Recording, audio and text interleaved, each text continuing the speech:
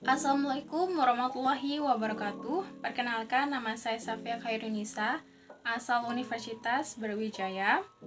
Di sini saya akan menjelaskan materi mengenai sikap profesionalisme guru dan pengembangannya. Adapun hal-hal yang akan saya bahas antara lain, pertama, pengertian sikap profesionalisme guru. Yang kedua, sasaran sikap profesional guru. Yang ketiga, kompetensi guru. Dan yang terakhir, pengembangan sikap profesional guru. Yang pertama yang akan kita bahas, pengertian sikap profesionalisme guru. Menurut Thorstrom dalam Walgito, beliau menjabarkan bahwa sikap merupakan gambaran kepribadian seseorang yang terlahir melalui gerakan fisik atau tanggapan pikiran terhadap suatu keadaan atau suatu objek. Lalu mengenai profesionalisme, menurut para ahli, profesionalisme menegaskan pada penguasaan ilmu pengetahuan atau kemampuan manajemen.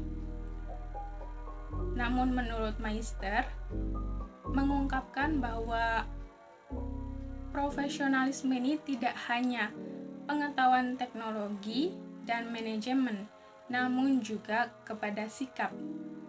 Jadi pengembangan profesionalisme ini bukan hanya keterampilan yang tinggi, tetapi juga memiliki suatu tingkah laku yang dipersyaratkan.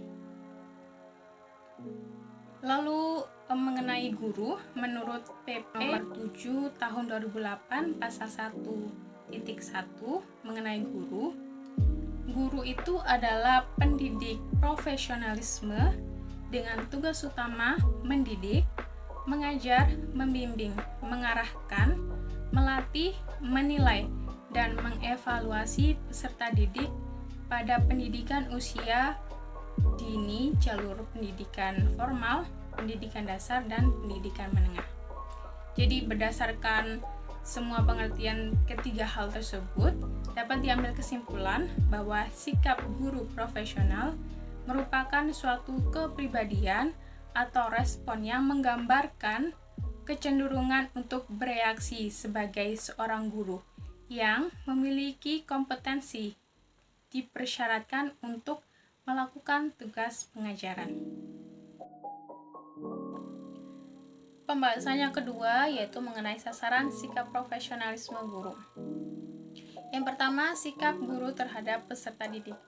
Guru dalam mendidik itu tidak hanya mengutamakan pengetahuan intelektualnya saja, namun juga guru perlu memperhatikan perkembangan pribadi dari peserta didiknya, baik secara jasmani, rohani, secara sosial maupun secara emosionalnya. Lalu yang kedua, ada sikap guru terhadap pemimpin. Guru ini akan selalu berada dalam bimbingan dan pengawasan dari pihak atas, karena guru itu sebagai salah satu anggota organisasi, baik organisasi guru maupun organisasi yang lebih besar lagi. Yang ketiga, ada sikap guru terhadap teman sejawat. Dalam Sumpah atau Janji Guru Indonesia poin ke-7, poin ini menunjukkan betapa pentingnya hubungan yang perlu diciptakan untuk mewujudkan persatuan kekeluargaan yang mendalam antara sesama anggota profesi. Yang keempat, mengenai sikap guru terhadap pekerjaan. Profesi guru ini akan selalu berhubungan dengan anak didik yang memiliki persamaan dan juga memiliki perbedaan. Tugas dari guru itu untuk melayani orang-orang yang beragam bentuknya, maka akan sangat perlu kesabaran dan keteladanan yang tinggi, terutama bila berhubungan dengan peserta didik yang masih kecil. Lalu yang kelima, ada sikap guru terhadap organisasi profesi. Secara bersama-sama, guru perlu untuk memelihara dan meningkatkan mutu organisasi sebagai sarana perjuangan dan pengabdian. Hal ini menunjukkan kepada kita betapa pentingnya peranan dari organisasi profesi sebagai wadah untuk pengabdian. Lalu yang keenam, ada sikap guru terhadap perundang-undangan. Guru itu merupakan aparatur negara dan abdi negara. Oleh karena itu, guru mutlak perlu untuk mengetahui kebijakan-kebijakan pemerintah. Kebijakan-kebijakan pemerintah dalam bidang pendidikan yaitu segala peraturan yang pelaksanaannya itu bisa dikeluarkan oleh pihak pusat maupun pihak daerah. Nah, yang terakhir ada sikap guru terhadap lingkungan kerja. Agar setiap personal sekolah itu dapat berfungsi sebagaimana mestinya, maka perlu untuk menciptakan hubungan yang baik antar sesama. Jika hal ini sudah berkembang menjadi lebih baik, maka akan tumbuh rasa senasib dan sepenanggungan. Dari situ akan tercipta lingkungan kerja yang kondusif. Dengan lingkungan kerja yang kondusif, maka akan meningkatkan pula produktivitas kerja kita. Pembahasan yang ketiga mengenai kompetensi guru.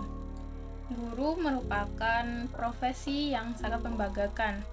Maka dari itu perlu untuk mempunyai kompetensi dan profesionalisme di dalam mengajar. Dalam Undang-Undang Nomor 14 Tahun 2005 tentang guru dan dosen, kompetensi guru ini terbagi menjadi 4 kelompok, yaitu kompetensi pedagogik, kompetensi kepribadian, kompetensi sosial, dan kompetensi profesional. Pertama, kompetensi pedagogik. Kompetensi pedagogik ini adalah kemampuan pengelolaan peserta didik. Dalam hal ini mencakup bagaimana guru bisa menciptakan iklim kelas yang kondusif, lalu bagaimana guru memotivasi siswa untuk bergairah dalam belajar, dan juga bagaimana guru menata ruang kelas yang baik. Lalu yang kedua ada kompetensi kepribadian. Dalam kemampuan kompetensi ini, kompetensi kepribadian itu mencakup berakhlak mulia, lalu arif dan berwibawa, serta teladan untuk peserta didik. Hal yang termasuk dalam kompetensi ini yaitu beriman dan bertakwa kepada Tuhan Yang Maha Esa, memberikan tujuan pendidikan dan pembelajaran, dapat mengembangkan diri serta memahami diri, dan juga menunjukkan keteladanan kepada peserta didik. Yang ketiga mengenai kompetensi sosial. Kompetensi sosial adalah kemampuan guru untuk berkomunikasi dan berinteraksi secara efektif dan efisien kepada peserta didik, sesama guru, orang tua atau wali peserta didik, maupun kepada masyarakat. Yang keempat ada kompetensi profesional.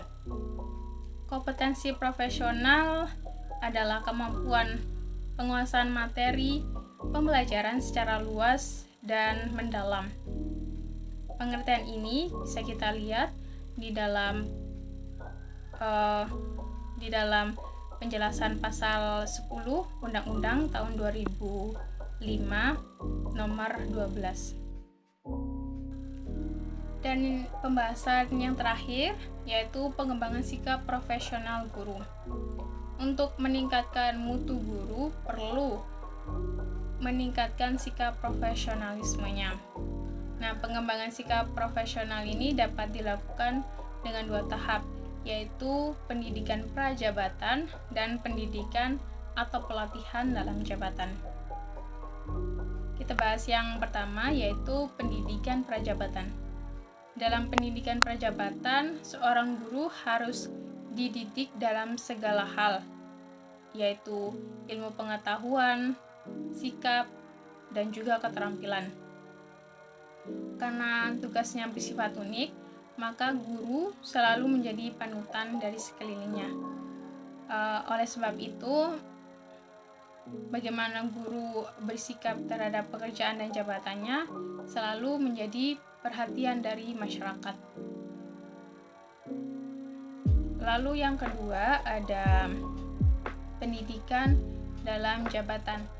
Nah, pendidikan dalam jabatan ini yaitu pendidikan lanjutan ketika atau sudah mendapat tugas dalam suatu jabatan. Misalnya sarjana 1, sarjana S1 ke S2 ataupun S3. Nah, pengembangan sikap profesional ini tidak berhenti apabila calon guru selesai mendapatkan pendidikan saja, tapi juga perlu peningkatan yang dilakukan dengan cara formal maupun non-formal.